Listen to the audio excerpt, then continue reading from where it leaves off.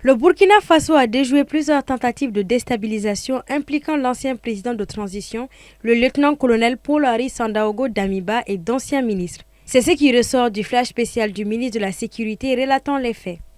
Ces informations résultent de plusieurs mois d'investigation entre les services de renseignement des 3 États de l'Alliance du Sahel.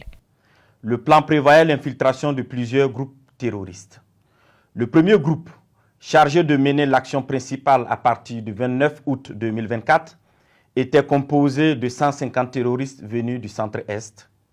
Ils devraient se diriger vers la zone de Sapui, puis remonter sur Ouagadougou en vue de prendre le palais présidentiel à Koulouba.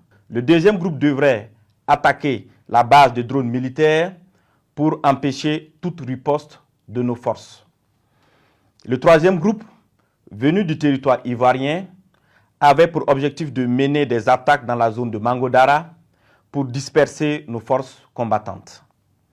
D'autres groupes devraient cibler l'aéroport pour bloquer tout renfort extérieur, notamment la pose de tout aéronef ami.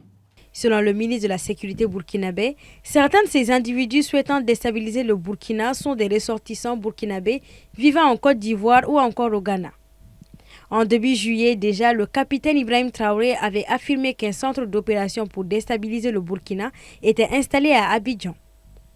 Plusieurs anciens ministres haut gradés de l'armée, députés, maires ou encore cadres de l'administration sont cités parmi les commanditaires du complot qui serait dirigé, selon le ministre Sana, par l'ancien président Paul-Henri Sandaogo Damiba.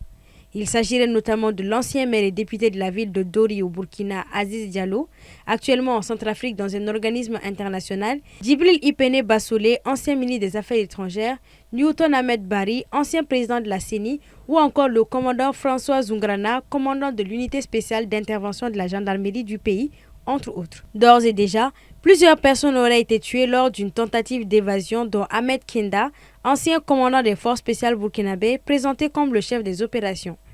D'autres personnes ont également été arrêtées, dont le journaliste nigérien d'origine ivoirienne, Serge Mathurin Adou, disparu de Niamey depuis le 1er septembre, également cité parmi les auteurs de ce complot.